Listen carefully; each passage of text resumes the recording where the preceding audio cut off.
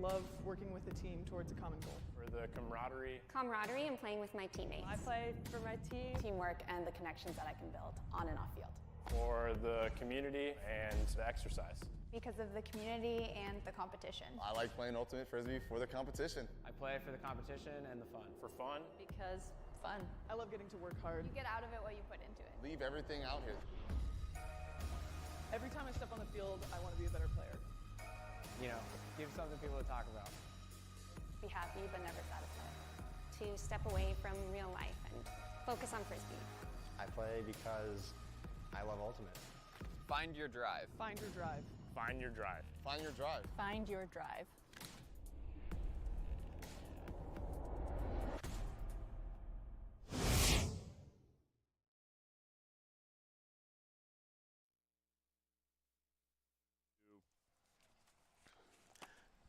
Good morning, Ultimate fans, and welcome to the beautiful fields of UPI, Ultimate Parks Incorporated in Ottawa, Ontario, for our 2024 Canadian Ultimate Championships. I am Devana Simota, resident ACL recovery Frisbee player, joined by... I'm Clayton Howlett. I've been here all week doing juniors. It's been a heck of a week here at UPI. The weather's been wonderful here in the nation's capital. And just coming down from all the excitement and intensity that was juniors and feeling like we're going to do it all over again here, starting up with our first game today between Hound from Durham and Regiment from Newfoundland. Devon, I know you're excited for some of the folks that you've had the chance to scout and check out and know. Yeah, this is a very interesting matchup here. Just to orient everyone through the tournament, this is our second round of pool play. So each of these teams had one game already. We had Hound, who's going to be in light for this game. They beat Genesis from British Columbia 15-1 to start off the day. And Regiment had a hot start against Mephisto, went up 2 breaks, but were able to hold the steam, and they ended, unfortunately, lost 15-9, but still a lot of good momentum coming into the tournament. One thing you're like, if I'm Hound right now, I'm thinking about Regiment's last game, how they're definitely warmed up, they're fired up, they've done all the running, they've been challenged, they lost, they're going to come in with a fire, they've talked about what they need to improve. And also thinking to myself, once again, if you're on Hound, I'm like, we were not challenged. Or maybe we were, but that wasn't a tough game. We never felt like our backs were up against the wall. Maybe we haven't talked about what we need to improve. So always a little dangerous coming off an easy game against a team that just had one that's hard fought. You feel you might be a step behind as the other team is fired up, as you will. Yeah, and definitely, like Regiment, they were running hard, right? Yeah. Every point mattered for them. Every time their O-line got broken and they had to go on again, like those are just hard points that give you that, it puts you in the mindset to play a hard game of Frisbee. Versus Hound probably had a lot of easier points in that Genesis game. A lot of D-line players moving through the whole roster, not having to throw a power line out there or like a special type of defense. So it's like, yeah, I think Regiment will come out firing this game. You can see Regiment already, or at least hear them getting very fired up on their sideline. They've got the ugly stick. I don't know what they're banging a Swiffer on the ground, a mop. Do you think that's one of their many sponsors here? They do have many sponsors. Their jerseys are tricked out. We had a long discussion on their sideline this morning about all the benefits of getting a heat pump. Green Energy Heat Pumps was sponsoring them. And if you don't have a heat pump, you can get heat in the winter and AC in the summer. It does it all. It is a life changer. I have one. If you can get one, get one. I just grew up in a suburban household. I know there was AC in the summer and heat in the winter. I don't know if that means we had a heat pump, but I'm sure my parents had it all figured out. So Regiment's in blue this game, Hound in white. We will be seeing who's on offense and defense. All of our streamed games are observed. We've got a big observer team here today. Observers Kate and Glenn handling this game. Regiment is going to be pulling from the left side of your screen, so Hound will start on offense. Yeah, and some players to watch out for, especially on this D-line. Look out for Mac Hodder, he's a rookie, so first year out of juniors, out of that NL Storm program. It's going to be a little trend you hear with this Regiment team, but look for that like D-line rookie to throw up some big pulls. And then on this Hound offensive side, you're going to see a lot of Zach Armstrong featured in the deep space, plays for Toronto Rush, plays a big role on that team, and he's going to just continue the momentum in club, along with Rowan Jameson, who is a first-year player out of that Chain Reaction Durham program. So we love that both of the teams have junior programs feeding into the adults. And he went to the States to play in D3 for Davenport College, winning a second runner-up Rookie of the Year award there from Altiworld, and now taking his talents to his local touring team. So it looks like Regiment is here starting with the pull. We just got that first horn to start the game, and we're ready to start our first stream of the senior CUC division. First of many streams today, though. If you're just at working from home today, this will be a great day for you, and you get to hear the beautiful sounds of Devon and Clay. All right, big pull up from Hodder here. Looks like on this O-line, you're going to get centered to Ryan Polas. A lot of experience coming from GOAT and the Toronto Rush, and that's Jameson already with that first cut. And Puckrin getting the shot all the way up to looking for Dylan, gets macked, and Armstrong cleans up the garbage. What's the old adage, Devon, after you make it, when you're trying to make a defensive play? Catch your D's. Correct. I mean, that was a throw. That huck was underthrown. Easy defensive play for Regiment, but when you just mack it like that casually, the offense has a second chance. Catch your D's, everybody. That way the offense can't get it back. And did you see anything from that initial Hound offensive set there to start the game?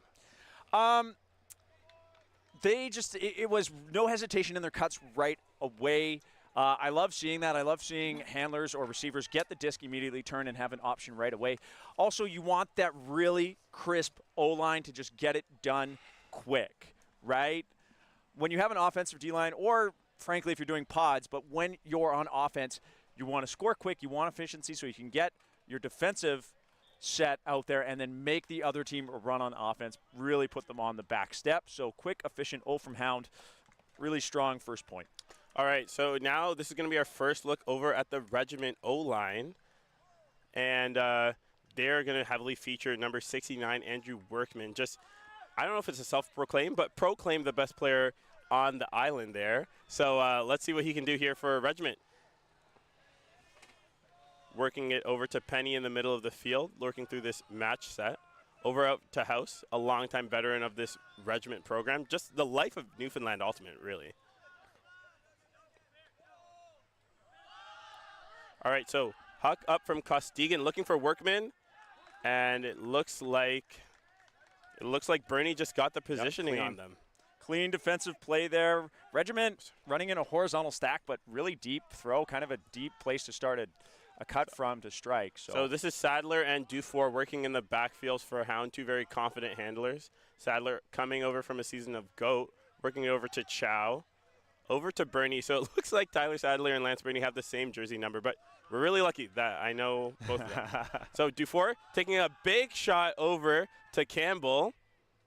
And that is that's a connection that's been going back since high school, Bowmanville High School connection.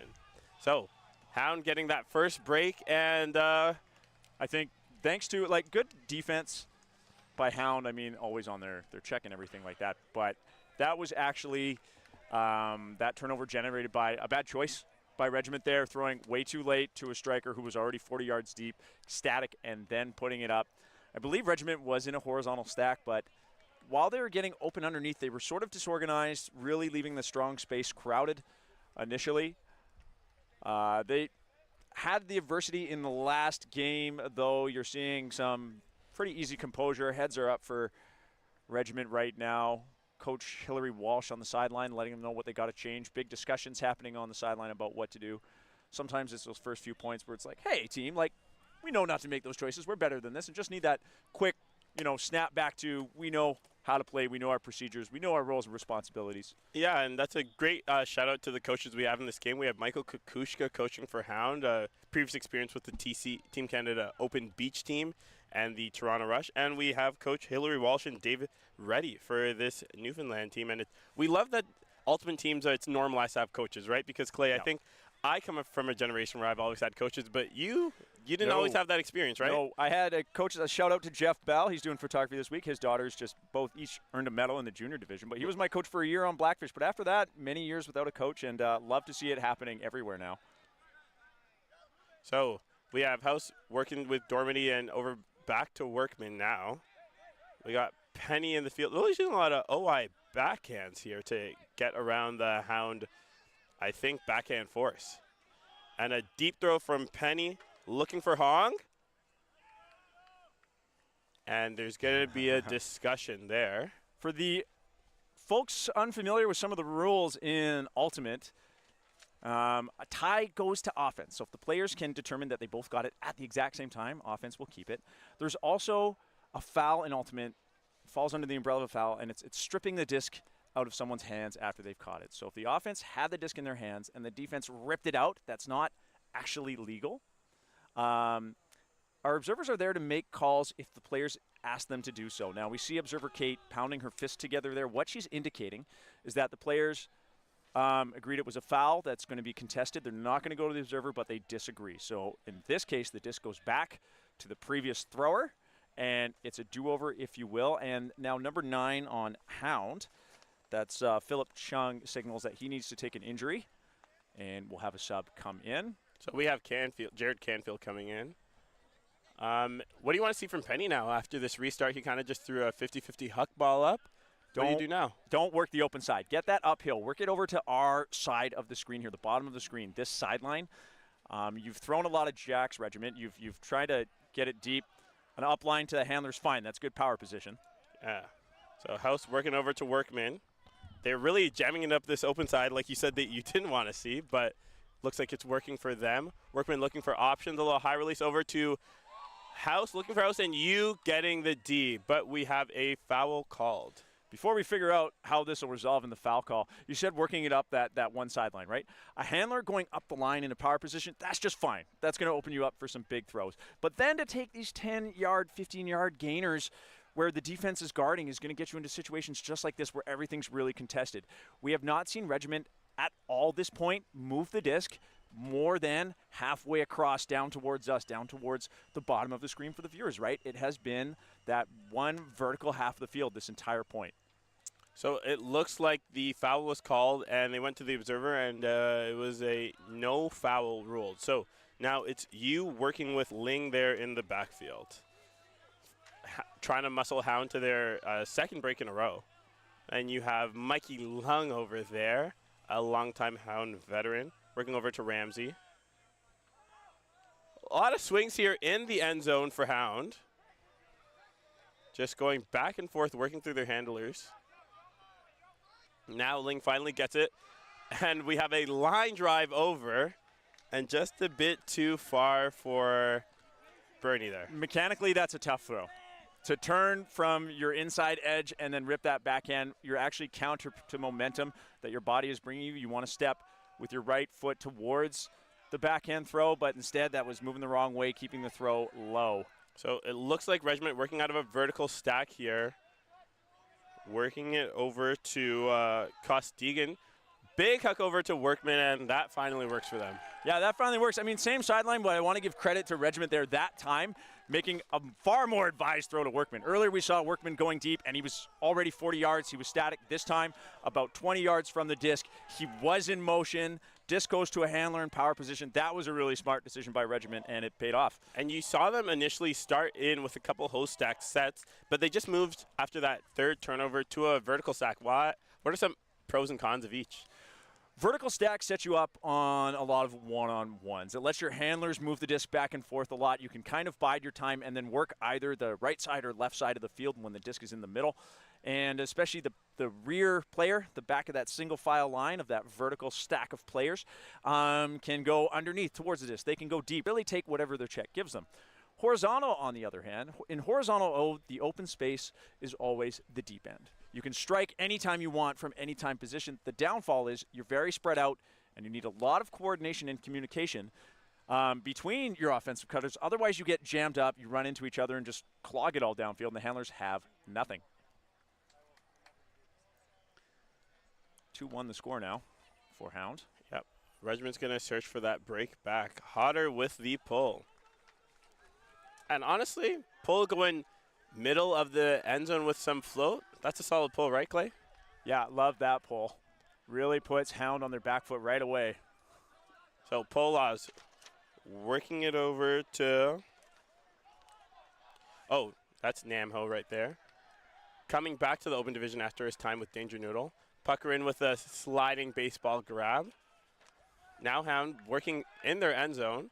Oh, very close D there. I think that was number 16, Coles. Now Jameson, one of their rookie all-star cutters. You can really see the trust that Hound has just resetting the disc, right? Not worried about losing yards or anything. Now we have Lundy getting involved as well. Not only that, they're doing a very good job of using both sides of the field, and this is what that vertical lends it to. You can attack the break side, you can attack the open side with impunity, just like that. Over top throw to the break side. And just puckering, working through Lundy over to Polas. Polas motioning a lot with his hands, telling the cutters what he wants. Until you get these swings gaining a lot of yards. And that's Polas to looking for Armstrong in the end zone. That's just how you write it up. Yeah, they were able to catch Nicholas Hiscock looking at his check there, and were able just to float that out to Zach Armstrong with lots of space. A really good offensive hold by Hound. As I was saying, you know, their vertical stack, they just had so much room to work on either side. What you do see in that vertical stack, they didn't look deep too much, right? Or if they did look deep, I saw Armstrong throw a few big fakes, but then immediately they had someone coming to the open side or break side. And with the conditions right now with no wind, could quite easily throw a few scoopers. That's the upside down over top of the head throw to the break side with ease. Oh, yes. You mentioned the weather here. It is no wind now, but heat might become a bit of a concern for the teams of the tournament, right? Yeah, we actually saw it in the junior division a lot, especially if you're going to stick to, you know, some line calling decisions where you're running the same players in the game a lot, your best players, your top line, whatever, for offense, defense, pods, what have you.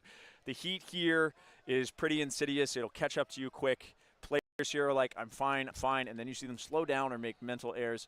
So the heat here, especially with the humidity, has been taking a toll, had been taking a toll in the junior tournament. And that's with, you know, young, spry 16-year-olds, 17-year-olds. So 44-year-old LP Blouin is not going to be able to bounce back like the 16-year-old juniors? Well, you know what? I wouldn't say that. He is a machine. He plays on Hound. He is their oldest player at 44 years old. And all right, so that was Tyler Sadler with the pull. And then Zach Young centering to Nick House. And it looked like they are saying the disc hit the ground as he was collecting that low throw. I think he did. And I think he did lose a bit of control there while it was on the ground. But we'll see if the observer rules, and it looks like it's just going to be a contested down call. The observers are not actively calling up and downs. They do in and out on the lines. They do line and time is the their thing. But the up and down has to be called by the players, and that was a contest, so it goes back. And that's the beauty of Frisbee, right? If you're not sure, you can just send the disc back to where we last agreed upon. And a little poach there, leaving Young wide open there. Young with the big backhand. It looks like Canfield got the better of McEwen right there. Canfield used tall. It was super effective. Yep, and now Dufour ready to work Hound over for yet another break chance. But he has to contend with a big mark from Workman. Over to Tyler Sadler. Some great handler movement here to get them out of the end zone. Oh, and that's Goff getting open with a big flick. Looking to, oh, and we had Curtis Campbell there to clean it up. And Canfield with the score. I love that choice. Once again, another handler going up the line. We call it power position. If you can beat, as a handler, if you can beat your check up the line on the open side and use that momentum in your catch to carry you into a throw, you have a ton of power with that momentum, so it's called power position, at least in Victoria. In this side of the country, it's called a power position too. Oh, good. And, immediately going for that Huck, wide open man, underthrown once again. But that was Curtis Campbell there sticking up the behind trash. just in case, to collect that and keep it together. I think we have a timeout call here, probably by Regiment. Yeah, down, I believe, 4-1. 4-1. Just, what do you say in these moments? You got down a couple breaks early. I think right now, if I'm putting on my coaching hat, I am totally happy with the energy I have on my team as Regiment, right? Let's pretend I'm the coach. The energy is great. They're working, they're getting stuff done. What is not great is we haven't established a defensive strategy that is stopping Hound on either side of the disc. They're getting the disc up line with ease. They're getting it around to the break side, scoopers over the top. Nothing is happening to shut down their offense on both sides. And we've only had one defensive opportunity where all we did was knock the disc up into the air when we should have caught it, and then Hound got the goal. Hound, on the other hand, I'd probably say this is we're doing well. Let's keep our foot on the gas. Let's not get too complacent. And it also affords you a small opportunity just to say, here's a few things we could do better despite the score. We can improve on either end of the disc, offense or defense. These are little adjustments we can make.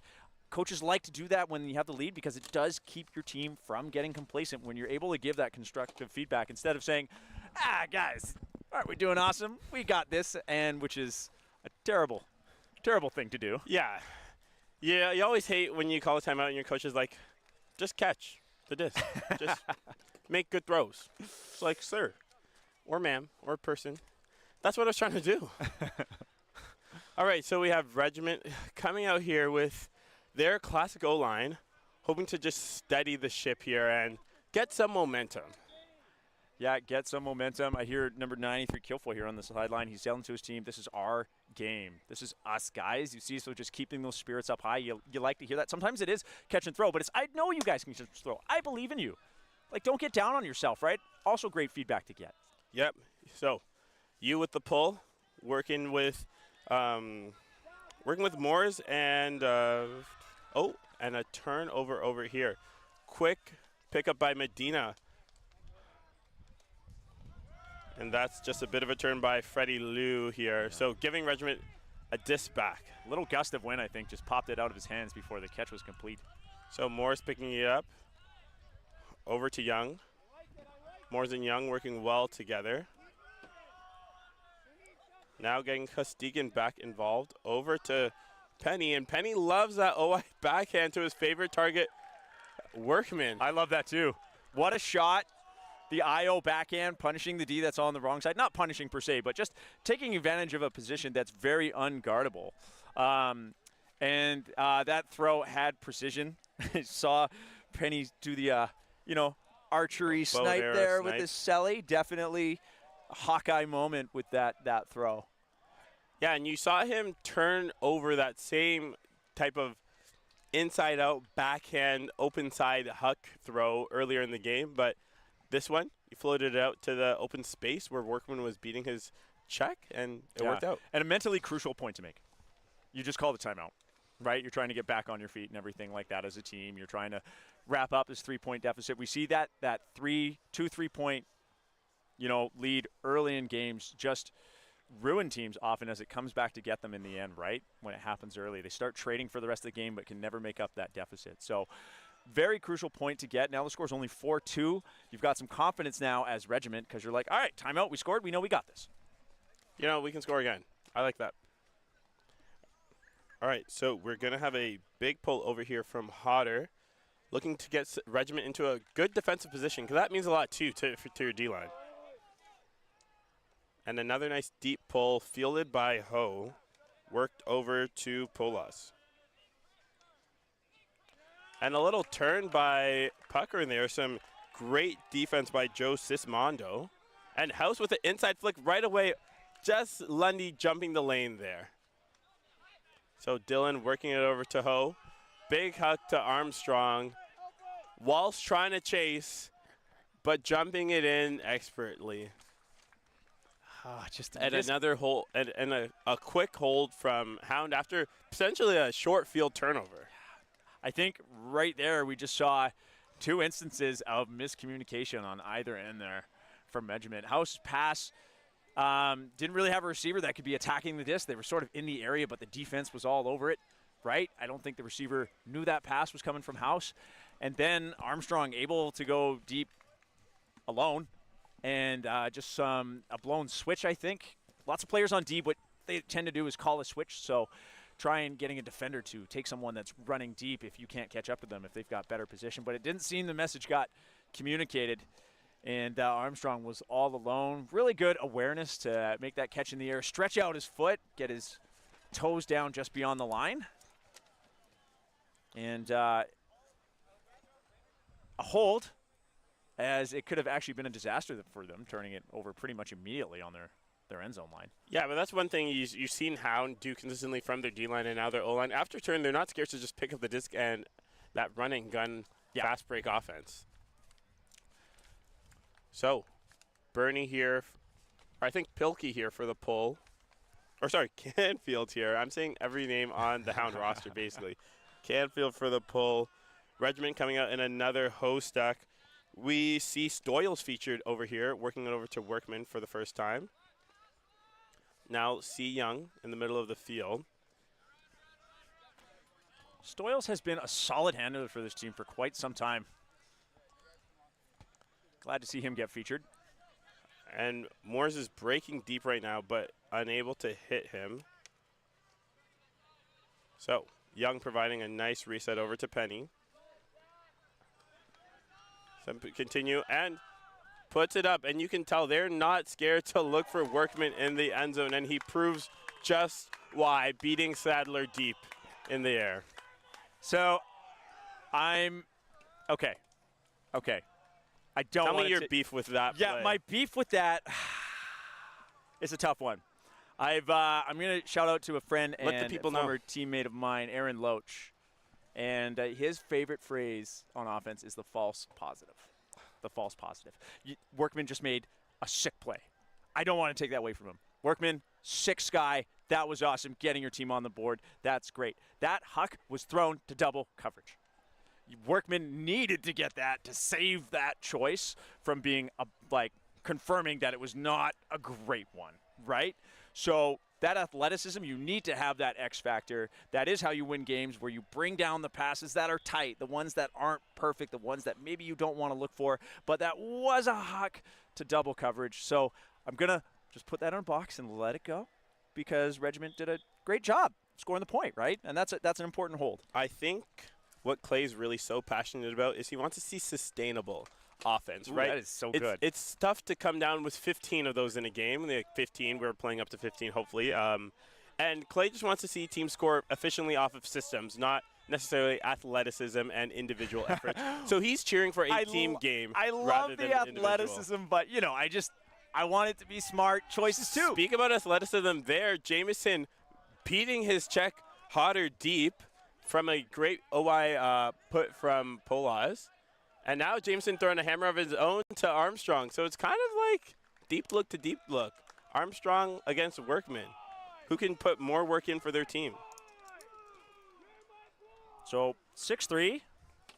3-point lead by no means insurmountable. But now if they get into this trading kind of O-line holds, we're seeing both teams far more comfortable on offense now. We've seen a few gacks near the end zone where it's a whoopsie. And both teams have had chances to punch it in and actually didn't take advantage, right? So, but Regiment right now, I don't want them to be in a mode where they're like, okay, we're cooking, guys, let's keep getting these holds.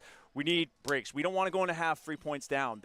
Because that means we're just trading, and Hound will always have this, I wouldn't say comfortable, but consistent lead throughout the whole game. It's not enough. You need to come in for the rest of this first half firing to get these breaks. Yeah, you mentioned, how does the game change when you get to play with that trading with a 3-point buffer?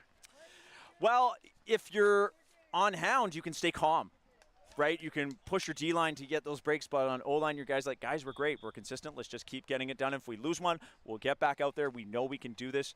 Regiment, you're always going to be feeling like we're just not doing enough. That frustration will set in after a few trades. And a nice pull over here from Dufour, fielded by Young, and they're unable to center it, but they quickly get it over to Dormady. And they're working through this Hound little poach set, and it looks like they're out of it. So Costigan over here with the disc, working it to Io backhand Penny. Workman just loading it. And you know what? It was a bit of his fault, eh? Yeah, the clap catch. I think just a small mental error. Here, obviously, he'll want that one back, but he made a great cut to get open. And Hound transitioning quickly. You had Canfield working it over to Sadler with a big backhand hook, but it seems like Young got a piece of that. And the Regiment sideline's going after that block. I think Young got more than a piece of that. He's going to have a bruise on his hand after that huge block. That backhand hook had so much zip on it. All right. Regiment checking it in.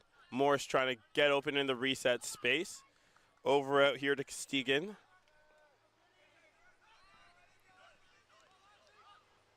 Costigan to Workman now. This Workman Canfield matchup really nice. Two tall drinks of water battling in the paint against each other. Nice scoop by McEwen. And Regiment just patiently working up the open side here. But getting a bit trapped here, you saw. Oh. And a nice effort over there by McEwen. But I think this will be interesting. Foul called or injury called? Well, so there's a pick or an injury, something downfield as two Hound players ran into each other and seemed to make the disc dead. And then after, I think, two continues, so two throws after it occurred, there was a turnover. Now, technically in Ultimate, after a call, the throw in the air can be caught. That one continuation of the play, and whatever happens with that can stand. But because this was two throws when the turnover happened, quirky rule, Regiment might actually get this back. And a lot of people will look at that and say, that's not really fair for the defense. And they have a point, right? But obviously we have our staff in orange here that can help us out. So we'll see the result here. I think it is going to stay with Regiment. Okay, and we have a couple injury subs right now. It looks like Pilkey took one for Goff on Hound. And I think that's Hong who took an injury, or Morris who took an injury sub for Regiment. All right, so it's Morris with the disc here after that throwaway. And they're just working with the observers right now to see who should have the disc. Yeah. So it looks like it's going to come in with Dormady.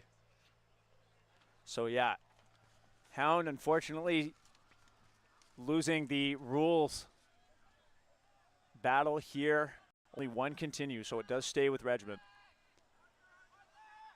So Moore's getting that reset off to Penny. Penny trying to marshal the offense, working up to McEwen, over to Workman. Still on this open side. House came in for that injury sub. And contested front cone foul there. Oh, but great no self contest call from Dufour. Yeah, Dufour signaled foul immediately, stuck his hands out to the side saying no contest. He knew. I think he called that on himself immediately. So now it was a strip called, and so just upheld now. So that means Dormady's credited with that goal. Logan Dufour, great self-call, spirit of the game right there. You see him recognizing that he committed the foul immediately, and I think before anyone else made any signals, he signaled foul, no contest, that was me, said, yeah, man, you had that, I came for you to get it. So in Ultimate, while we do have observers, it's always, always, always up to the players first to sort out foul calls, and we saw some great spirit there from Hound in making that self-call immediately. Yeah, and Dufour didn't really have an angle there, right? No. You know, Dormady really seals him out to the front cone, so he had his only option when he laid out was to go through him, and unfortunately, actually no, fortunately in Ultimate that is a foul, and you can't just do that to people. So 6-4 for Regiment. They're going to look to get their first break on the board. What do they have to do to stop this efficient offensive Hound? They have to deal with the handlers breaking them at will. I don't know if that's – well, you know what I think it is find a way, get your hands high or take away the inside. Make any break throws slow. Force them to go around. You've been giving them the inside and the over the top, and it's been hurting you. So make these Houndlers on Hound have to take slow breaks around. And it looks like they're coming out with a zone to switch it up. But Hound just buttering through it with an LP Blouin scooper. Now we have Polaz and Ho working it in the backfield. Seemingly no challenge, right? Without wind, there's not much they have to think about. Yeah, Hound has confident throwers and confident Houndlers that this zone is not a big deal. It's also very loose, allowing that crash really easy. And now this momentum takes them right through the cup. Yeah, and that's Jamison getting involved now for Hound. Blouin and Polaz just eating this up, hitting any throw they want. Seen all the touches concentrated between the same three-ish players, Ho, Blouin, and Polaz now, and now they're melted into a person defense. So Ho taking it out, looking for number 47, Spencer Dillon, beloved Pickles of the Waterloo Ultimate program, and just couldn't reel that in. Yeah, Nam Ho showed a little bit of frustration. He knew that throw was on him, putting it a little too far, that it floated out of bounds. And now House ready to march Regiment up into hopefully a break. So, pick called downfield. If you're seeing players flex their biceps, that is the signal for a pick. Picks are illegal in Ultimate all the time. Accidental or intentional, it's not okay. So Sismondo working it over to Hiscock. And a bit of an errant throw from Hiscock here. Ho picking up the easy D. Now, this quick transition from Hound. Polaz working it over to Dillon. Over to Polaz, just a little long give and go. And Jamison wide open here. Still no mark. Polaz just cooking it up. Now a little hammer over to his buddy Puckerin. And that is Travis Puckerin. Wants to give a shout out to his beloved wife Emily, who couldn't make it here. She's just home in Bowmanville, you know. Got to work. Can't always take time off for the Frisbee tournaments. You can't. Perfect world. All of us could, but got to do our careers. Got to take care of the fam. Got to take care of your body, right? And it's not always a choice, but you know, lovely to see all these athletes here. UPI is a really neat facility where you can have 19 playing fields on this park. So many athletes here. Later, I think in the broadcast this weekend, we're going to get the exact count of athletes here. Because I have that, just not with me right now. So is it be a fun fact for the viewers over later. Under 600? Over, I think. Oh, okay. Yeah. That makes sense. There's a lot of teams. Yeah. But we saw on that point, Regiment got their first turn in a while from off this Hound O-line. So progress being made? Progress being made, but then an errant throw, just an error, but then actually kind of a meltdown after on defense there, leaving several players uncovered for 5-6 throws. And Hound was just doing whatever they wanted on offense, right? So D-line kind of getting a little discombobulated there for Regiment. O-line will have to come down and get this big hold. You do not want an 8-4 score going into half. So it looks like we're seeing some new handlers here for Regiment on this O-line. Collingwood feeling that pull and a nice hammer up. And it looks like Regiment's just going. We have Moores over here. Steps outside of their end zone, hitting a nice inside flick, but an even nicer layout D by Jared Canfield. Immediately signaling for a timeout to be called so they can take half efficiently. And Tyler Sadler's like, what? Let's play. Nah. And a huck that he might want to get back. And how do you think Canfield's feeling about that timeout call right now? Now, there's a foul call here by number 17, Curtis Campbell. I don't think this should stand because it was Canfield that came through everybody, and it did bounce off his hand. Canfield was there first, and he's the one that pushed the disc out of the way. So Canfield is going to get a card here for a dangerous play. So the observers have been very firm and assertive with dangerous play calls. Observer Kate giving Canfield the yellow card, signaling, hey, too late. You had to come through the pack and hit a lot of defenseless players there. Yeah, and that's just something you don't want to see, right? You don't want to see a stationary group of people looking up in the disc and someone going crashing in, right? Because that's where you get into concussions and other sorts of injuries. So I like the observers here. I like the yellow card, Set down the lay of the land, say, that's not happening in this game. And setting a precedent for the whole tournament, really. That yellow card automatically makes it so your team can't have possession as well. So even if Campbell wanted to stick with that foul call, the yellow card makes it so that Regiment gets the disc no matter what. So Regiment back on the offensive grind. Workman and Penny working with each other here. Moving it over to Young. Just continuing on this open side here. Some good flow. And Young putting it up. And that's a nice deep strike by Hong there. First time we're calling his name. The rookie out of NL Storm. Some life from Regiment here late in the first half. Yeah, it's still here. They've brought it within 2 several times. We've been talking about how Hound has been holding on to that 3-point lead. And they will want to score this to continue to do so. They did start the game on offense, though. So even if they score this, Regiment will get the disc on offense at the start of the second half. So either way, that point was pretty crucial. It leaves Regiment not in a terrible position, but need to see, I think, at least one break in this half.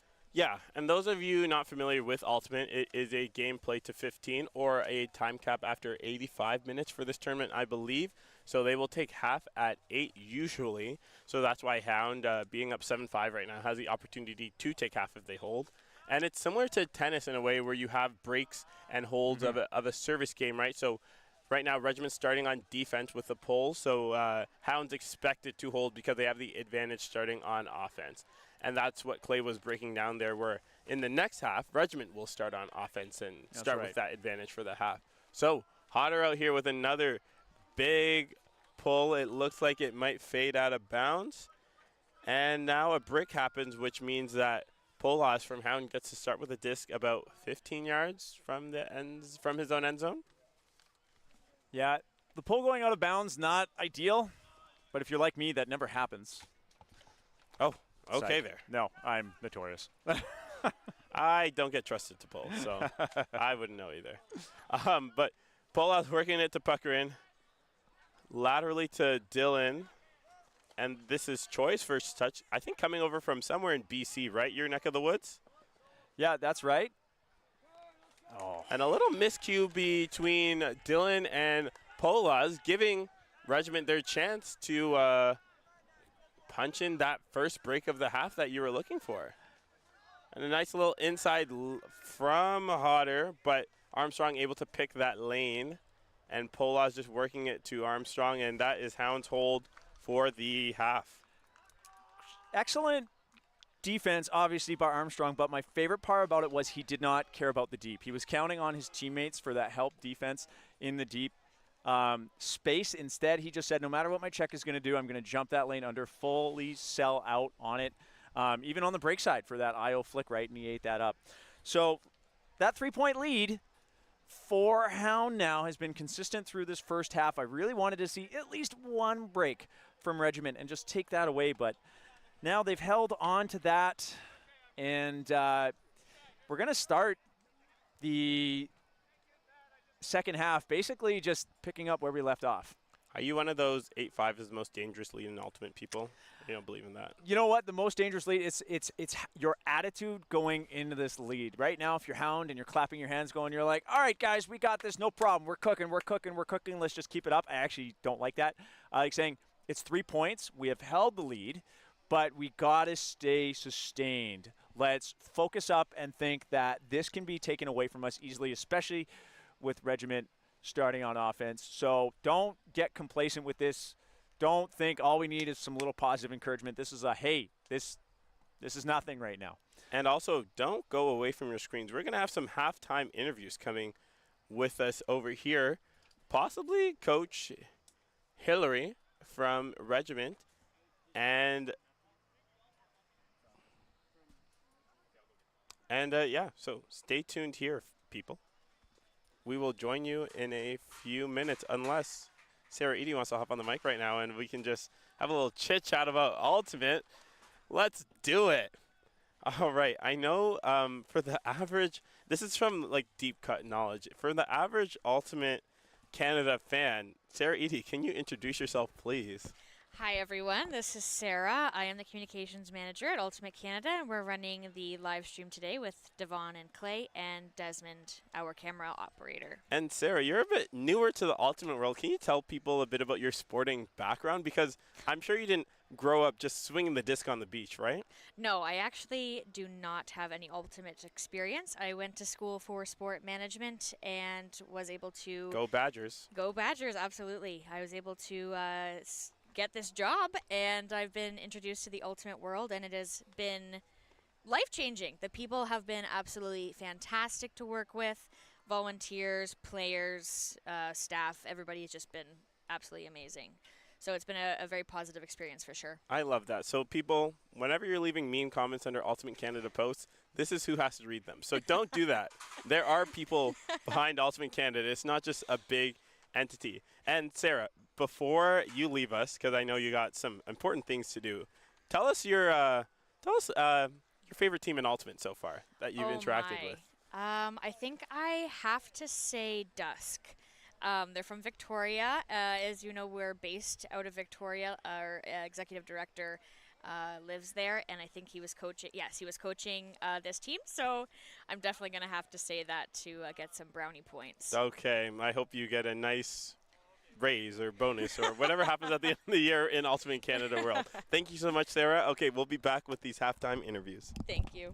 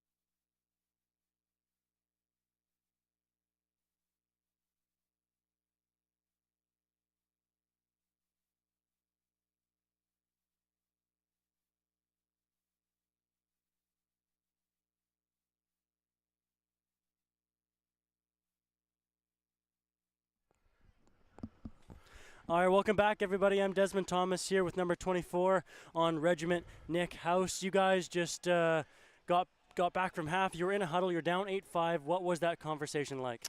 Desmond, it was really just a focus on execution, knowing that now we can generate turns.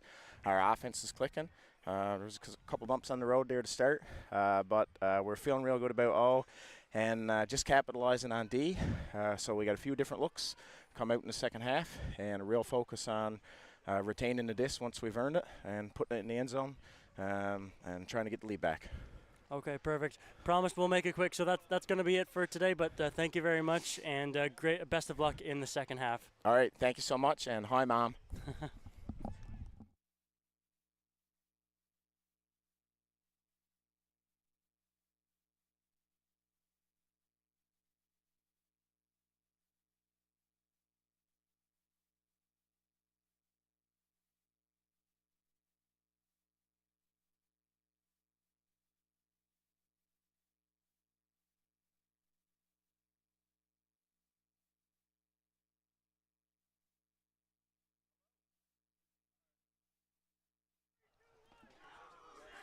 All right, welcome back. For those of you just joining us, we have Hound coming out after that first half with an 8-5 lead over Regiment. And Clay, you've played lots of Ultimate. Sorry, if you all don't know, I'm of this newer, younger generation of Frisbee on the East Coast, and Clay's in that older generation of Frisbee. So you've played a lot more games than me. So you've been down at half a lot of times. You've been up at half a lot of times. Can you tell us some of the things that are going on in each of these teams' huddles? If I'm Regiment, it's a high energy. We are not done. We know we aren't going to make these mistakes. We are not scared of this team. Lift each other up and believe, right? You don't need to be down on yourself right now. You're talking about how we can do better, but let's get there as a team. And as your Hound, you're hearing that we're not done either. Don't get relaxed, stay intense, and then hearing the screaming from the huddle, the cheering. I mean, it's an open team, so it's just a lot of rah. Yeah. But, you know, you expect that and you want that. Keep that energy up. So both teams right now, the deficit or in the lead, it's all about energy when it's only a 3-point game. And these teams are really coming from different places, right? You had Regiment finishing in the bottom half of last year's tournament in that, 12 to 16 range. So they're really looking to just improve on their seeding. And you have Hound, a team whose aspirations are to win this tournament. They have a bronze medal from a nationals before, and they really believe that they can be up there with the top teams of the tournament. So this is your chance to really prove both of these goals, right? Hound showing that they can, keep pushing past a team like Regiment, and Regiment showing they can punch up and challenge a team like Hound. But coming in here, we have the same handling core of Penny, Dormady, Young, Workman, the same faces you've seen, and these guys are going to have some pretty big halves to pull Regiment out of the bit of the hole they're here from starting the second half. So, Workman in the middle of the field, a nice little OI fick to Penny. And that's a little reversal of what we saw in the last half, eh, Clay? Yeah, that execution there, that small ball game, if you will, to keep the passes within 10 to 15 yards and just work it up. We saw a lot of high-risk hucks from Regiment at the beginning of the first half, not come through, thrown to players too deep. And now it's just, let's just work the short game, really smart tactics there by Regiment. And this is probably Workman's 5th point of the game. I think he now has 4 goals and 1 assist. What can Hound do to key in on a player being that productive for Regiment?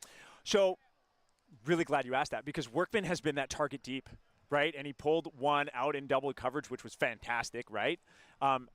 It was a tough throw, but he's been a threat deep. He's got most of their points deep. But now, when you establish as a team with, your player that, hey, that guy's Hound's thinking Workman is their big receiver deep, right? We got to watch him. He was backed by his defender that whole point, and he said, all right, and just went under and got 10 yards, 5 yards, 15 yards, and keying into that hot hands at playmaker when the defense has adjusted to keep him from deep is take what they're giving him, right? And then it was an easy march up. So really good adjustment by Workman there and Regiment to use that advantage.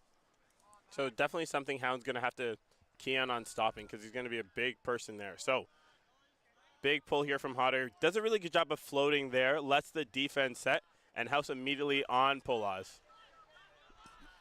But big slash here from Dylan to start, and a nice huck looking for Jamison. Beautiful. And that's just very easy offense.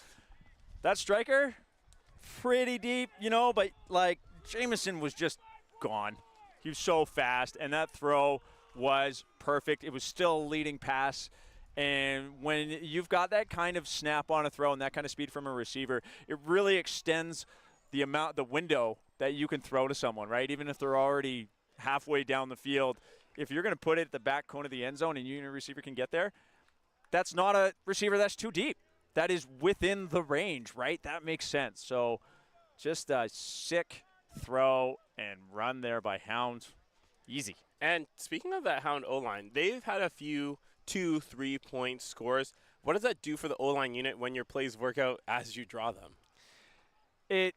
Confidence, for one, but you also, you're doing your job for the D-line. You get that D-line back right out there and make the offensive line for Regiment grind, right? Offensive line, obviously you want to play a possession game. The perfection is when you can play that possession game in 3-4 throws and just get it done, right? You want to keep Regiment on the back step for as long as you can. Yeah, and it puts a lot more pressure on this Regiment O-line to try to be as efficient, right? Because they were off the field for, what, a minute, 2 minutes? Yeah. And now they're back on having to execute. So, center to Moores, over to Young. Seems like they have a lot of trust in them there. Bit of a stoppage from the Workman-Chung collision, but getting up. Workman over to Penny. And another. You know what? Based on the rules of Frisbee, yes, there was the stoppage or the foul call before, so it might be back. I don't know who called the foul. I think there were 2 fouls called. Okay. I think. Yeah, foul, no contest on the throw. Just saw the signals there. Yeah. So that is going to go back to the thrower. No contest from Goff there. Penny's getting the disc. And they've been trapped on the sideline quite a bit. So players moving around before the disc was tapped in. That is not allowed. Violation called. Everybody goes back to where they need to be. All right, now tapping it in. And another violation being called. I believe that's just a marking infraction with the stall counts. Sometimes you want to fight for those microseconds. They can be game-changing.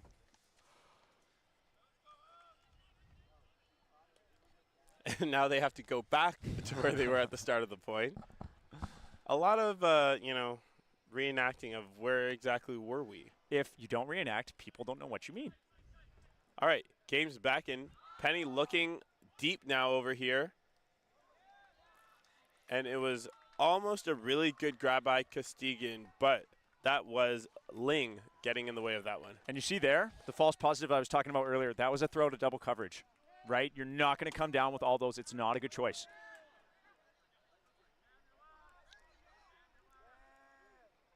And Hound catching the disc out of bounds, it seems.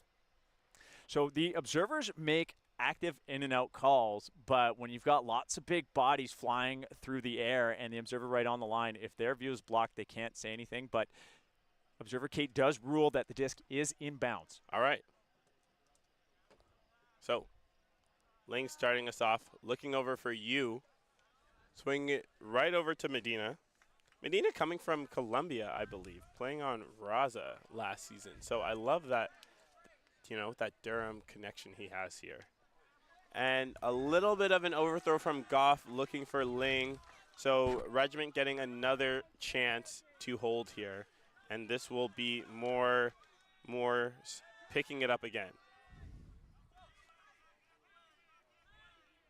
So Hong looking for his options. You have Young putting it up here, and that's Costigan. Easy clap catch. Far better choice by Young that time, throwing it where the defender couldn't get it. While there was some coverage, the placement on that throw was perfect only for his receiver. So I'd like to see him exercise that skill way more often and just continue to look off that double coverage. So Hound still maintaining that 2 to 3 point lead, right? Hound will get the disc back on paper. Their offense should score and maintain that 3 point lead. So we still haven't seen those important breaks from Regiment to stay in this, and they're running out of time. Yeah, and if you're Regiment, I know you do have one more pool play game after this, potentially against the lower seed Genesis. But when do you start crossing the big names over? When do we see Workman on a D-line? When do we see Young on a D-line? When do you start making those choices? Ooh, tough to say. I wonder what the approach is to the pool. Sometimes teams say they might make a certain game in their pool play the priority, the one that they're thinking we have to win. This is the team we have to beat. This is where we're going to throw everything at it. Maybe they just approach it game by game. I don't know. If they're just going game by game, now's the time where you start stacking lines. We've only got 17 minutes left to hard cap. So, but maybe not. Maybe it's just see how things go and wait for a bigger game later. All right, Polaz with the inside over to Puckrin. And now Puckrin looking for Armstrong. And, just a misread by number 80, Sismondo, allowing Armstrong to go straight past him and get that nice layout catch. So, as I was saying earlier, Devon, I didn't actually count. How many throws was that? That was 2 again. Yeah, right? So, 2 throws, and you've scored. Excellent. Or sorry, 3, I guess you count the collect. Yeah. 2.5. Okay. 2.5. We'll go with 2.5. An easy stat line for you ultimate nerds out there. But the collect and 2 additional passes for a goal is that's perfection for offense, right? That's your job.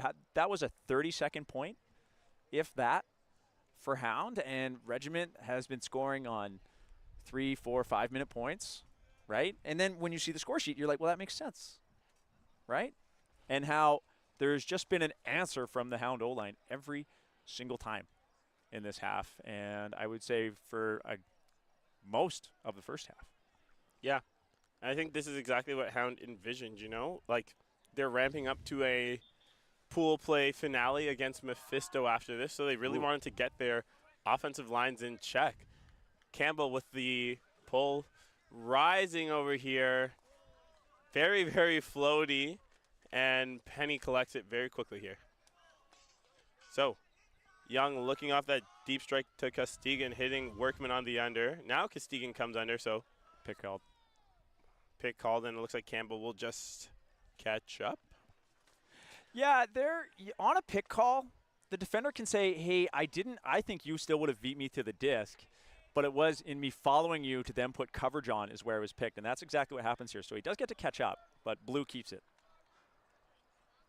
So Hong with the shot, looking for Workman, that Workman-Canfield matchup. What a grab. Workman bringing it down over Canfield. You said, where are you going to key into those players, making it happen there?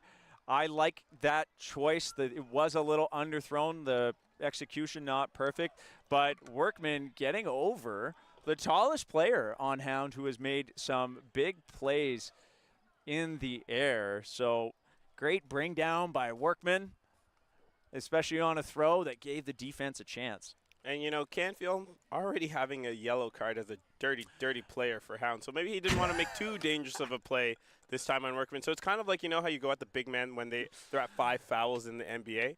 Could have been a bit of that situation, knowing Canfield has to make a clean play here. I'm just kidding. Jared Canfield's a very nice player. Yeah. I think he felt really bad about that yellow card probably. Probably. Yeah, Devon, this might be a good time to say that you are very familiar with this Hound roster. Yeah, sorry everyone. I played Hound for 2 seasons, and I grew up in Ajax, so I'm a Durham region, not resident anymore, but that's my hometown. So I love the Hound boys. So you have plenty of leeway to call out some of the boys here. I've been tame on this stream, everybody. I'm employed by Ultimate Canada here. I hope they invite me back again to commentate. So I can't say anything too rowdy, but can get my little chirps in here and there. So Hodder coming through with the pull. Oh, and I've also played Regiment a few times on a variety of different teams. So I've made a few of these people. So, offside. So this is if the defense pulling crosses the line too early, it's an offside on the pull here. And if you let the disc hit the ground on an offside call, you can then center it to the brick. So LP Blue Amp bringing that to the brick. Good field position for Hound here on the offside. And it looks like they are setting up in a 5-person horizontal, but never mind, Ho coming back in. So Jameson getting that slash.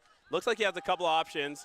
Chooses the deep threat to Armstrong, and House getting in the way of that one. So we have finally someone shutting down these big deep receivers. Okay, I'm a little excited. House played at Masters in Waterloo, made a huge defensive play like that. What's the age for Masters here in the Open Division? 33 and up. And he played with Dead Circus. He made a huge defensive play like that and took it all the way down to the house for the goal. So let's see if he's fired up this point. So House initiating, doing it all for this Regiment team, getting the D, and now hopefully trying to corral these young guns over. And a layout on the reset to keep it alive, working it over to Sismondo. Now we have Hiscock with the disc in the middle of the field. Inside shot to Mayo.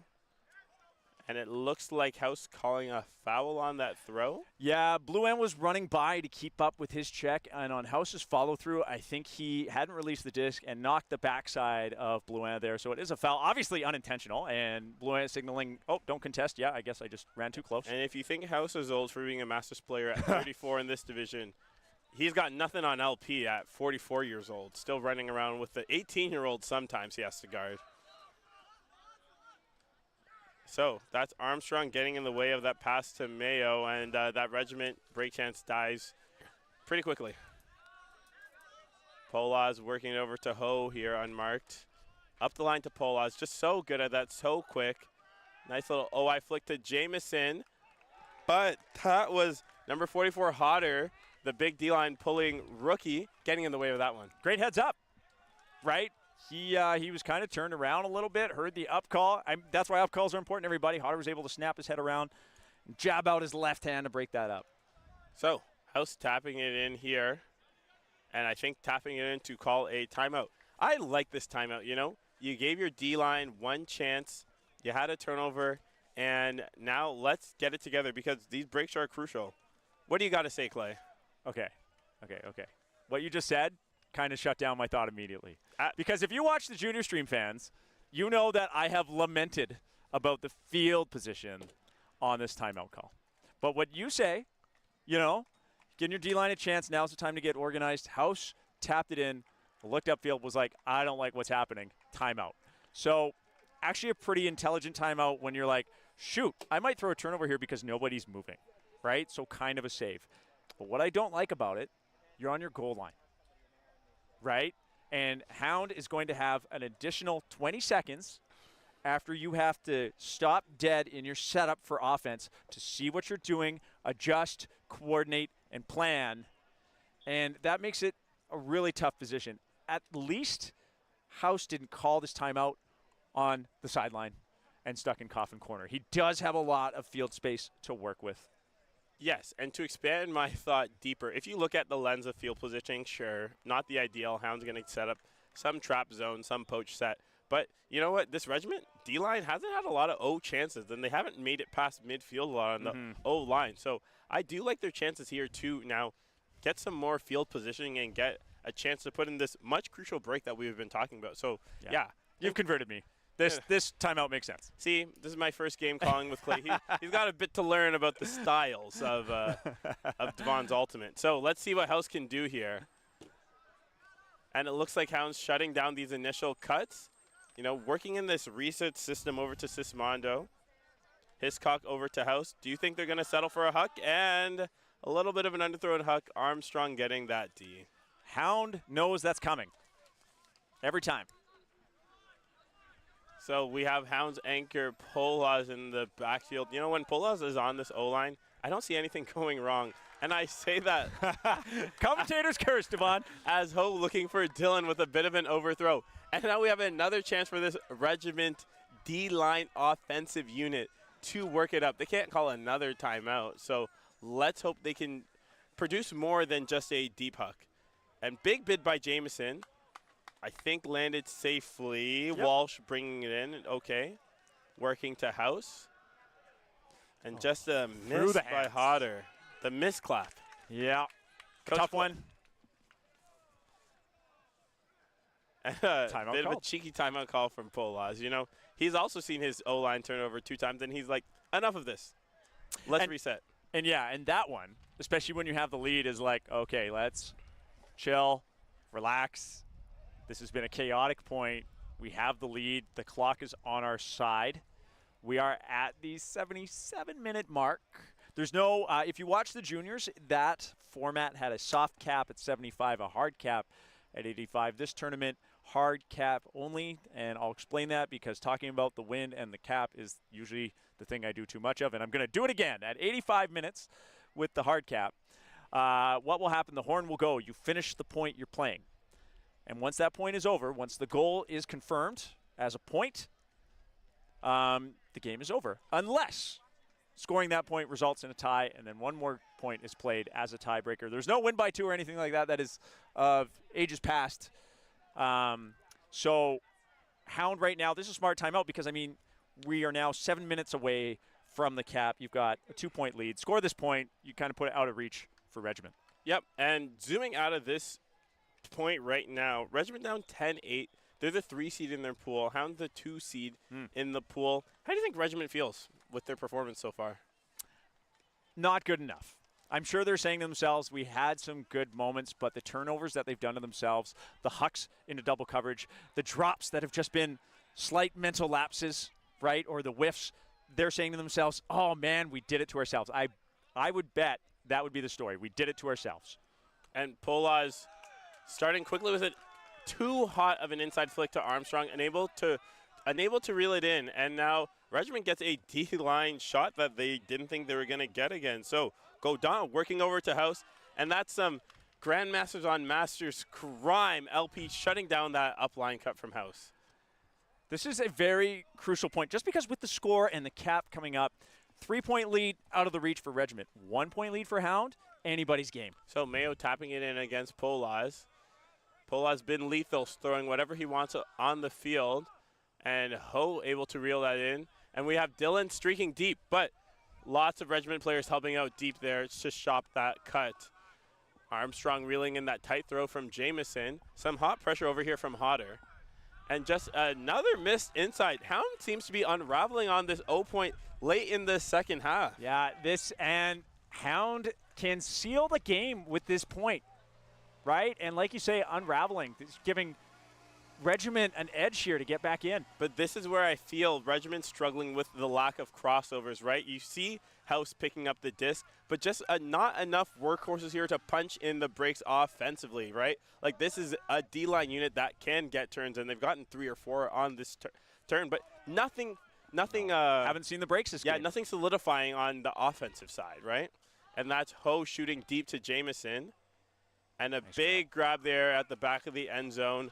Kind of a heartbreaker for Regiment, putting Hound up 11-8. Yeah, 5 minutes to cap. Hound has another timeout this half. They can guarantee their win in this game, literally just by running out the clock. They probably won't even need it, frankly. Don't do that.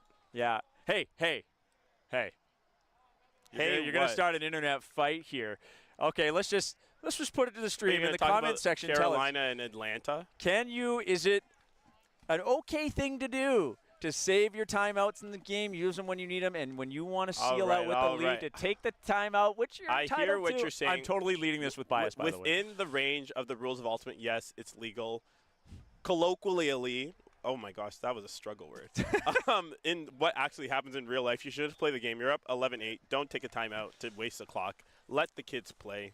Okay, when we get to the gold medal game later, I'm going to hold you to that. Again, colloquially, I think pool play is different from a gold medal game. But yes, I think Regiment is ready to play now. It looks like Hound's second D-line unit is out. We have, I believe that is Ling ready to pull.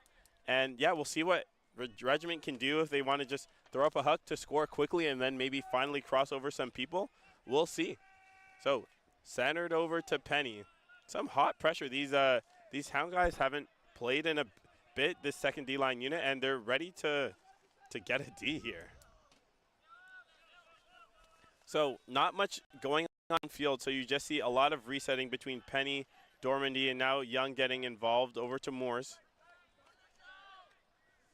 Just a short pass over to Workman, and a leading pass. He has 2 receivers, and that is Kevin Goff coming down with the foul, but number 8, Hong, calling a foul, saying he reached over top through him to get that. Yeah, signaling he got hit in the back.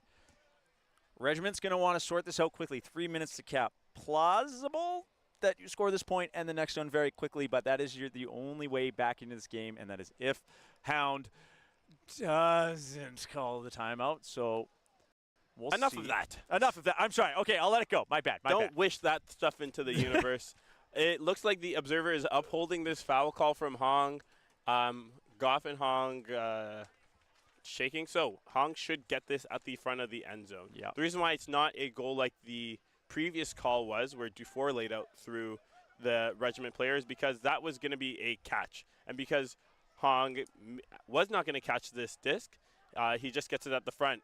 And too zippy of an inside flick. Workman is a tall person. He's covering like at least 8 feet with that layout, but still not able to reel it in. Yeah, once again, like I was saying earlier, it's those type of miscues. You don't want to call it an error. It's just maybe an error on the throw, but just not connecting by inches for Regiment has been the story of their downfall in this game. And a bit of an upline. Chung with a big layout to save it.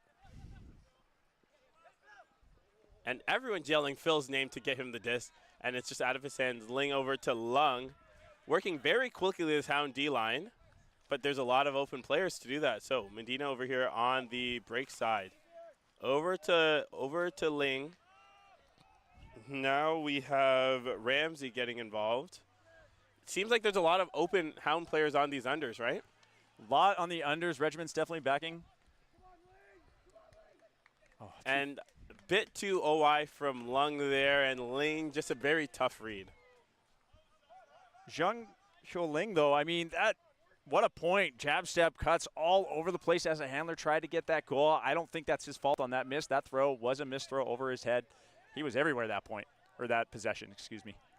Now Regiment ready to march it up again. Moore's working with Dormandy over to Young. And just a club catch error for Moore's.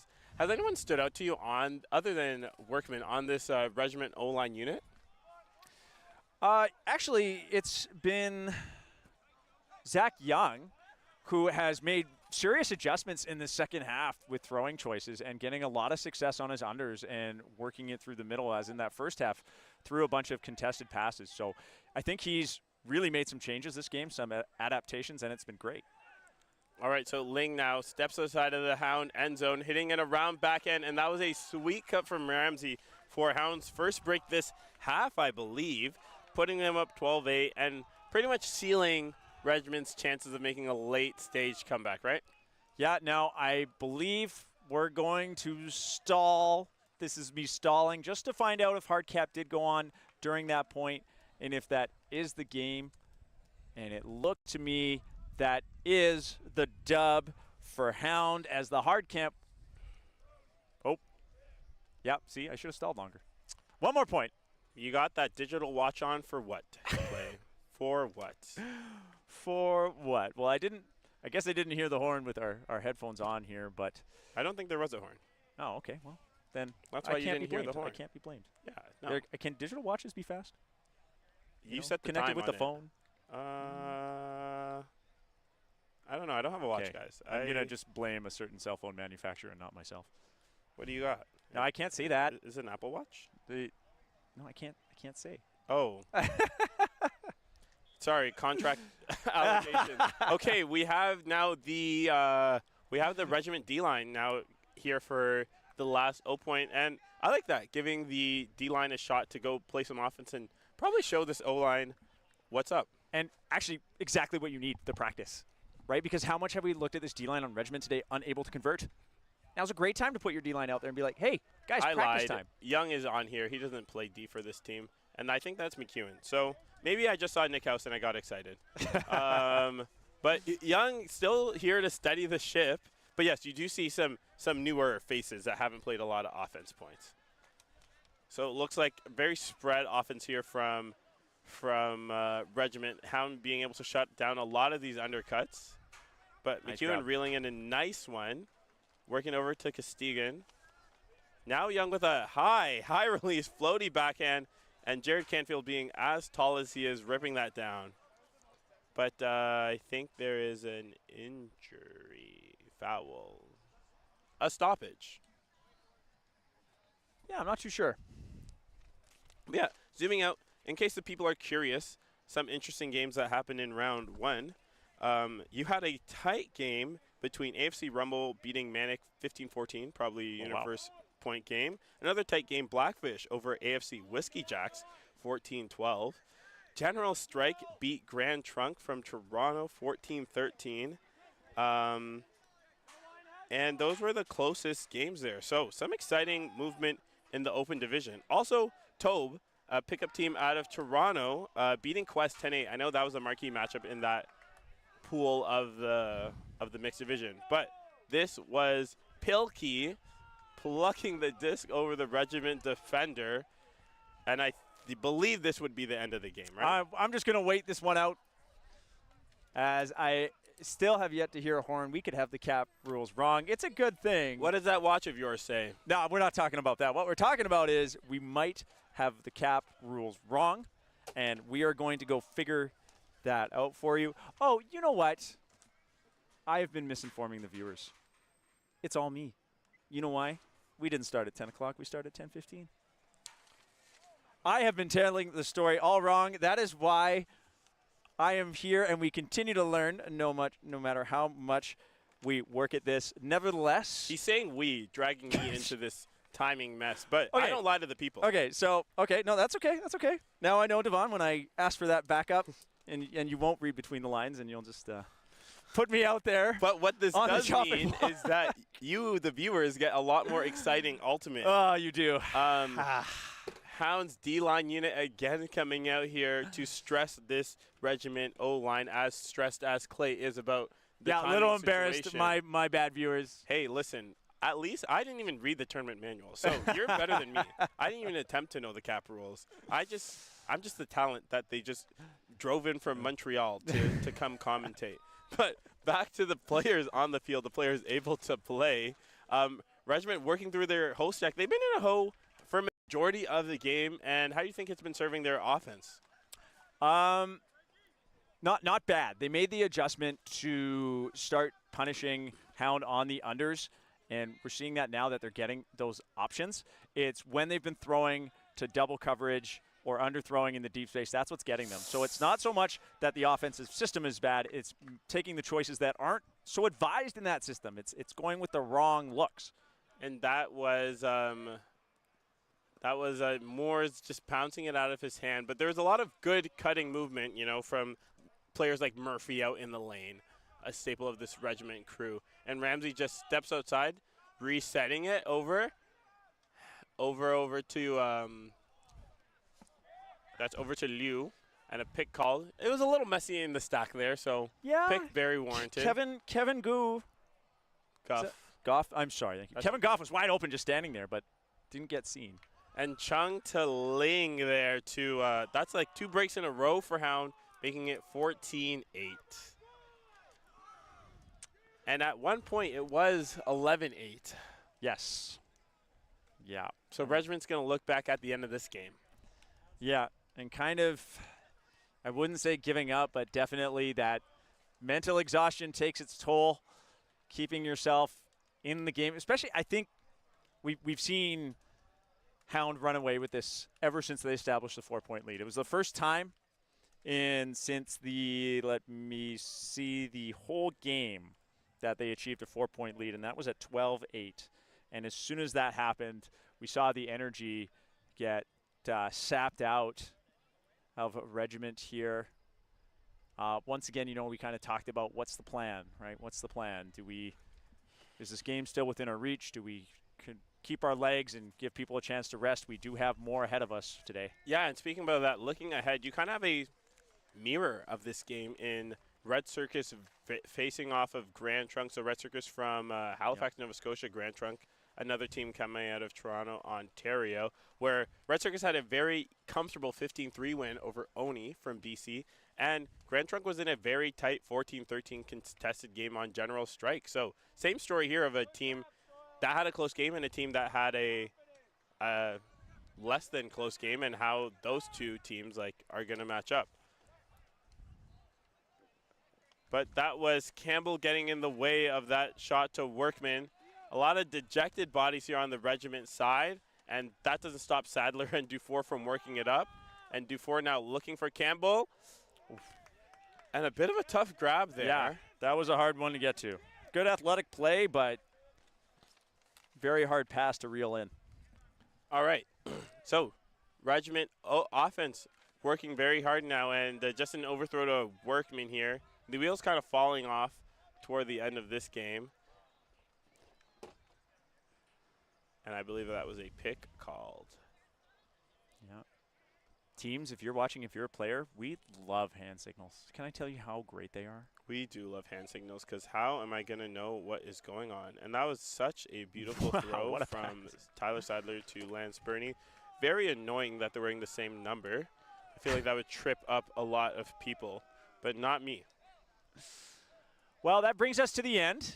Oh, yes. And since then, I have gone and looked and done my own homework to tell you that our next stream will be starting at noon today for that matchup between GT and Red Circus that Devon was just talking about. Devon, I think clear story for this game was Regiment doing it to themselves. Just had ideas and systems and plans in place on offense, but they kept making choices or execution errors that just they needed that edge to stay in the game. Yeah, and by doing it to himself, Clay just is speaking to a lot of the turnovers, right? It wasn't like there was layout galore from Hound or these athletic plays in the end zone. It was really just a lot of turnovers, a lot of miscues.